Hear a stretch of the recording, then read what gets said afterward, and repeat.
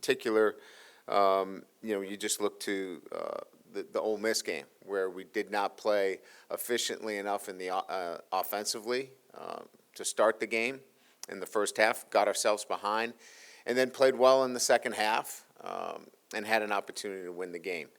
That can't happen. You leave yourself open to last play of the game, last series of the game, key stop.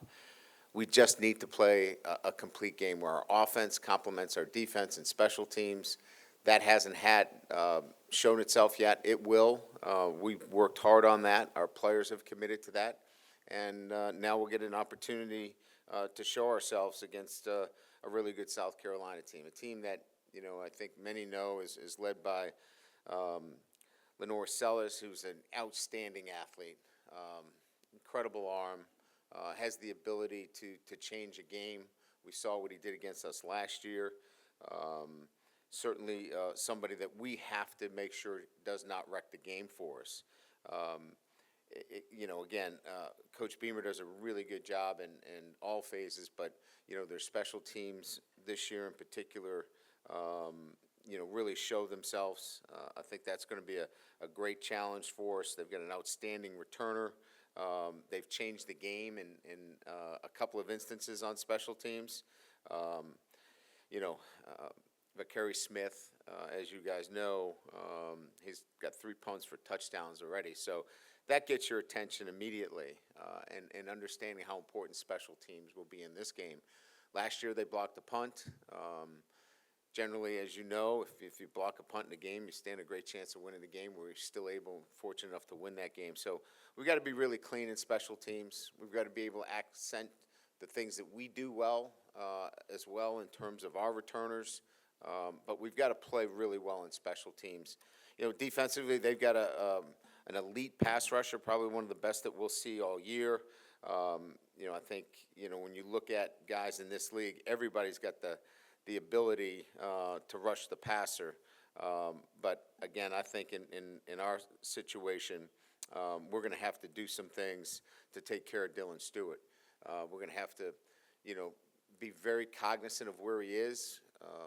He can obviously disrupt your passing game, and we'll have to be very, very aware of where he is. It's accomplished defense. They've got good pieces back from last year. This will be a great football game in Tiger Stadium. We're excited to be back at Tiger Stadium, and look to continue to have our success there. So with that, we'll open up the questions. Coach, obviously you mentioned the importance of complementary football. How much of a part of that is also trying to capitalize more on some of the turnovers you guys are creating on defense and turning those turnovers into more points? Yeah, I think your point is well taken, Koki.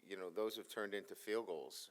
We need to turn those into touchdowns. I don't know that they've been empty possessions, but they haven't been impactful possessions for us offensively. And so, yeah, that's part of this, right? This is about playing more consistent football offensively for 4 quarters, and then taking advantage of your opportunities, whether it be special teams, which they have, turnovers, which they have, and we're going to have to continue to do that or get to that level if we want to have the success we're talking about. Brian, just a general health update. Could you kind of give us updates on Weston and Paul and Caden, maybe anybody else that you think might be questionable? I think we'll list Weston is a go, Caden is a go, Nuss is a go, Paul is questionable, and Anderson is a probable. Those are our guys on the report right now. Right. We've seen Alex Atkins sitting next to Joe Sloan in the press box. Can you kind of work through what his role is on game day, and is he influencing play calling or anything like that with Joe working together? Yeah, they're collaborating. In particular, Alex has been assigned the run game, and I think that collaboration occurs. I can hear it on the headsets. They work well together, and that's why, I've said this before.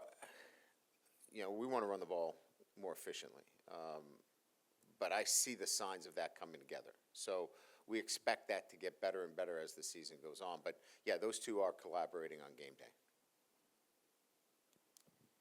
Coach, last week you talked about wanting to see some differences in the passing game.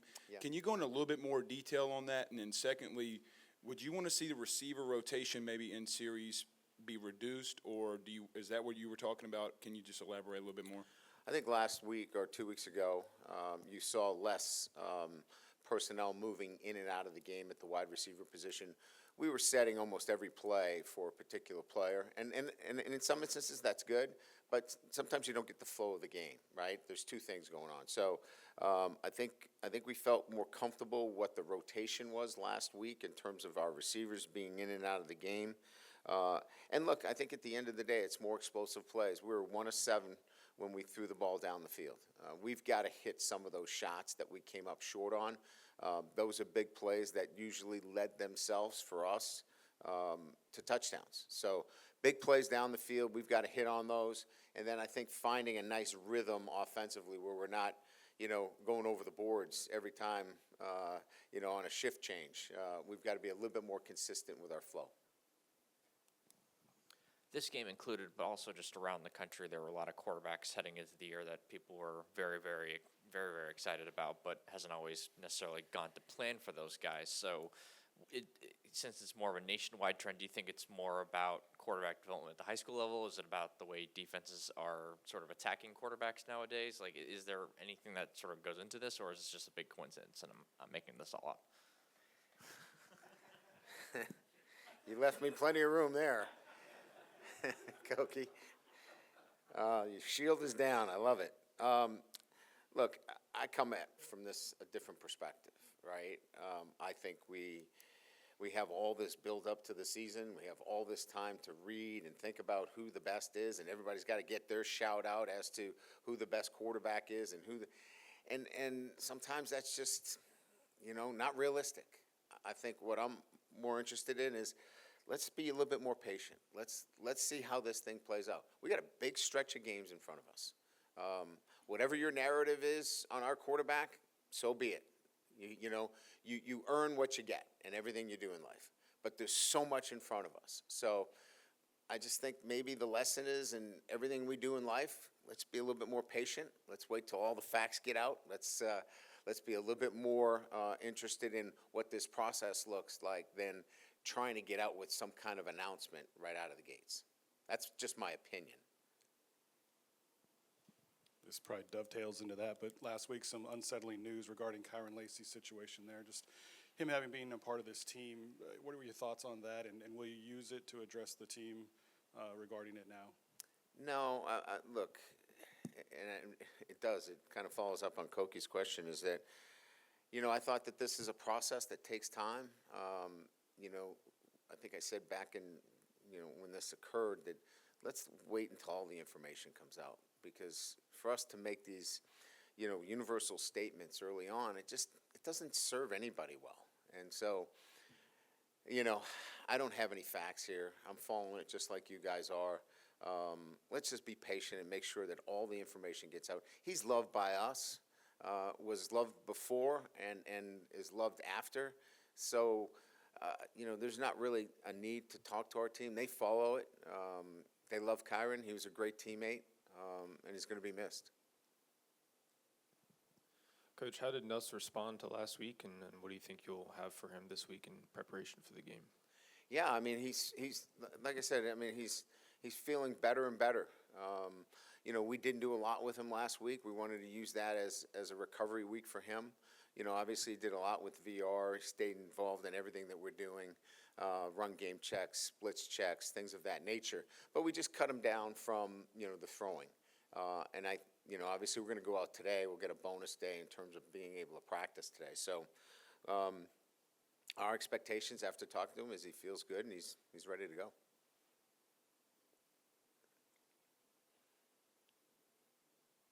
Good? We're not letting you out of here that quick. All right. I was hoping. Go ahead, Matt. Whenever Gabriel Elliford was injured, we talked about some of the guys that might rotate behind him. Against Ole Miss, Dylan Carpenter only played 9 snaps. Is there an expectation that might increase, or are you primarily going to run with the 3 guys? I think it's a game-to-game situation. We trust Dylan, but there's certain situations we want to match those 3 players up in the game. And I think that the way the game was playing, we felt more comfortable with that 3-man rotation. Dylan's in that opportunity to be a guy that plays more, but I think it's going to be game to game. Without tipping your hand too much, I mean, were there any other light bulb moments in your self-scout over the bye week that you were like, okay, yeah, this is obviously something we need to look at and figure out? No, I think there are what all you know. We've been so much better in the second half than the first half. From an offensive perspective, play a little bit more to our strengths, and really, like I had mentioned, much more of an efficient 4 quarters of offense is what's needed. There's no major changes. There's no, hey, we're going to go to a split back veer or do something crazy here. We have to be more efficient in our passing game. We've got to hit shots down the field. And then we have to be much more efficient with the run game. So we've been working hard on it. Our guys have. I'm proud of the way they really locked in last week in a bye week. And my expectations is this offense is going to continue to get better week after week. With a guy like Sellers this week, how do you feel like this team has improved, particularly when it comes to stopping, running quarterbacks, athletic quarterbacks like him? That's the first question that you would expect to hear. Last year, Sellers, when he was in, hurt us running the football. So first and foremost, we have to have a plan in place to stop the quarterback run. And then you got to keep him in the pocket. He operates best when he's outside the pocket. So, discipline in our pass rush lanes, having a solid scheme up front to take away the quarterback run. And then, let him be who he is, right? I mean, he's a quarterback with great talent. He makes plays outside the pocket down the field. We've got to avoid the big chunk plays that are not scripted. And so, he's a major focus of what we're doing this week. In the off week, in the self-scout, when you look at the offensive line, what are you seeing there? Are they getting close, or, how can they get this running game going?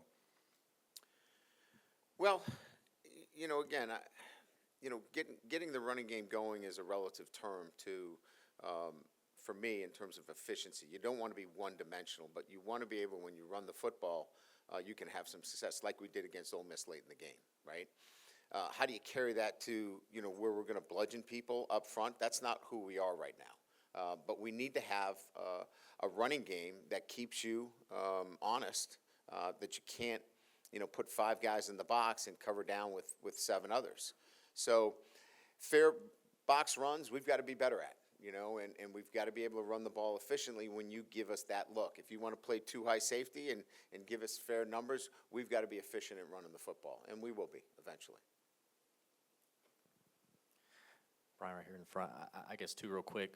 First, for just some clarity, what if anything did Garrett do on the practice field last week, and then 2, with Carius and Weston at the right tackle spot, just is it still an open competition between those guys? How do you just sort of handle that spot along the offensive line? Yeah, Ness was involved in the entire practice. We just didn't have him throw. He threw with a towel, which is just getting the motions and keeping the arm ready. But he did essentially all of the mental work for what we had for the days on the field. Yeah, I mean, Weston Davis obviously couldn't play in the Ole Miss game. But look, he's got some snaps underneath him. Karras is there. If Weston needs a blow, we can also look at Karras inside at the guard position now that, Paul is banged up. So we've got some flexibility with Karras to move him into the guard position or the tackle position. With Nuss being limited last week, what did you see from Michael Van Buren, that maybe in growth from when he first got here to now, and what do you think some things that maybe he needs to work on? I think, he's beginning to command the offense the way I'd like a starter to command it, not a backup. I thought earlier in the year he commanded the offense like a backup. I want him to go in there and with confidence, with communication, and do that. And I thought he did a very good job when he was given the reins last week. So those are all really positive things because I think we see his skill set. He's got a live arm. He's got some elusiveness. He's got some grittiness to him that you can see in game situations. But, we really like Mike. We knew what we were getting in the portal. I think it's just his maturation now as a freshman coming into his own now that he's been in this program. So I thought it was a really good week for him. Yeah, after, if I can go back to Ole Miss for a second, when DJ Chester was available to return in the second half, you all stayed with Kern to start the second half. Why did you all make that decision? Because what we saw in the first half, essentially, I think if there were major issues, Matt, Brad and I would have probably made a decision there to make the change. But we felt like Karras was giving us good energy. He was protecting our edge really well in the passing game. There were a couple of mistakes inside out, which we expected that was going to happen. But by and large, we felt like let's let the young guy play, and that was kind of our sense. The job that Kyle Parker's doing, you have a number of guys like him. Kyle Parker? Yeah. Yeah, just the job that he's doing. probably Yeah, doesn't get him- absolutely. I think he's, look, he's a player that we had a lot of confidence in, but, it was hard to get him on the field at times because you've got a great player in Aaron Anderson. So being able to get some of those guys in rhythm, as was talked about earlier, is important because he gets now a little bit more time on the field. It's not one play in, one play out. And so I think we've been able to see his skill set. He was really big for us in fourth down. Obviously, a great catch when the ball should have went somewhere else. He catches it and is able to be strong enough to get a first down. So some key catches for us. He's a very important part of our offense. Coach, you mentioned last week about how distractions had been an issue. Some players not locking in for 4 quarters, and you wanted to get that fixed. How do you do that this week before South Carolina as you try to lock in to play complementary football like you mentioned? Yeah, the distractions to me is just, having focus, one play at a time. It's 4 to 6 seconds. You can't let the next play affect the play that's coming up. I think that's sometimes competitive maturity and growing as an individual. I think we have some guys that have that can do that and lock in every single play and not let their play kind of go up and down. It's a process of guys playing and understanding when they see that they're not playing well, they got to remind themselves to lock back in, keep this to a 4 to 6 second play, and move on to the next. And that, I think, as I said, a number of our veteran guys have it. We got to get all of our guys on the same page.